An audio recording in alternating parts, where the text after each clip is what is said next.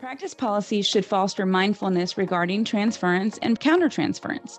This awareness is key to identifying when therapeutic relationships may be veering too close. Remaining diligent in this area and getting ongoing consultation can facilitate early corrective actions before boundaries are crossed. In private practice work, the onus is on you, my fellow clinician, to navigate clients through their mental health journeys.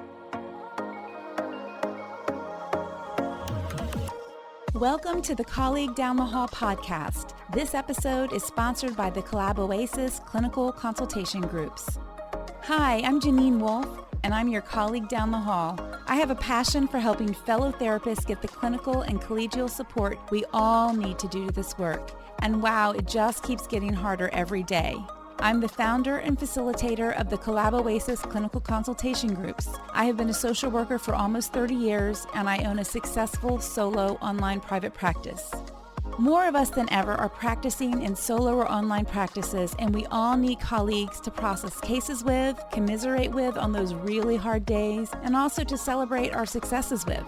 In this podcast, I'll bring you insights about trends and changes in our field and sit down with amazing therapists who are doing amazing work. We'll discuss fictionalized cases, ways to practice sustainably, and of course, there will be plenty of laughing. I love laughing with friends.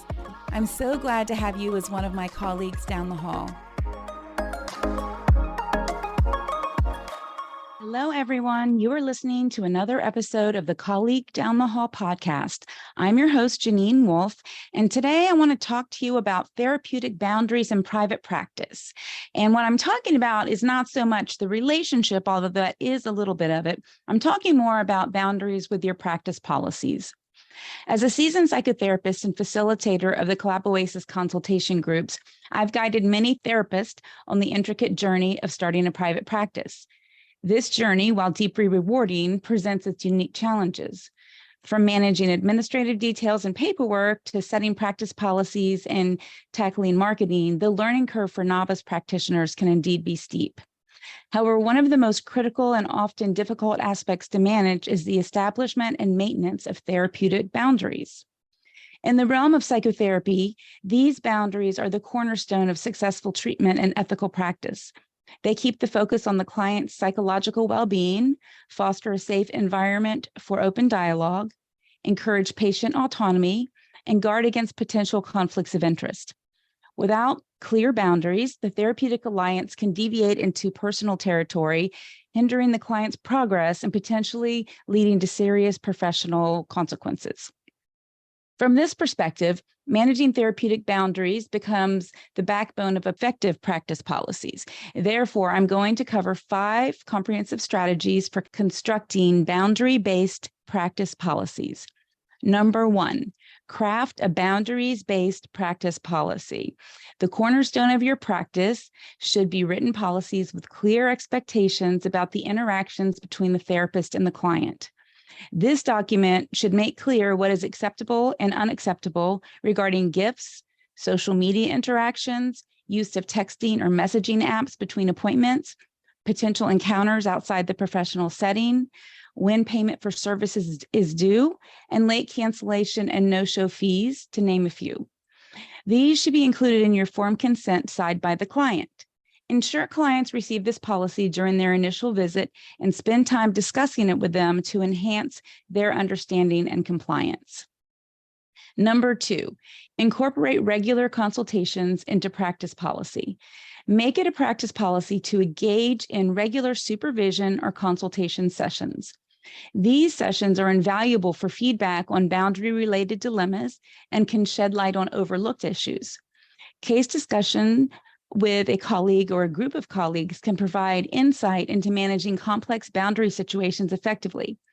This is something you also want to include in your informed consent so your clients will know you get regular consultation, which ultimately benefits them, and how you de-identify and maintain the privacy of the clients you discuss. This is also a great place to get feedback from colleagues about areas where therapeutic boundaries may be at risk. Number 3, embed continuing education in your practice policy. Practice policy should include a commitment to ongoing professional development with a focus on ethics and boundaries and psychotherapy.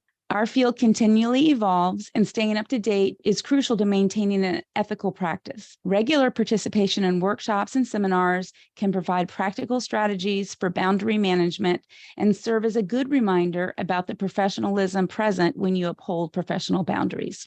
Number 4, prioritize self-care and personal therapy. Policies should underscore the importance of the therapist's mental and emotional well-being. Regular self-care activities and personal therapy should be integrated into the practice framework to manage personal issues that could potentially influence the therapeutic relationships. Again, this can be included in your informed consent and helps you set the expectation of needing time off for illness or vacations, as well as available support for clients during those times. Number 5, mindfulness of transference and countertransference. Practice policies should foster mindfulness regarding transference and countertransference. This awareness is key to identifying when therapeutic relationships may be veering too close. Remaining diligent in this area and getting ongoing consultation can facilitate early corrective actions before boundaries are crossed.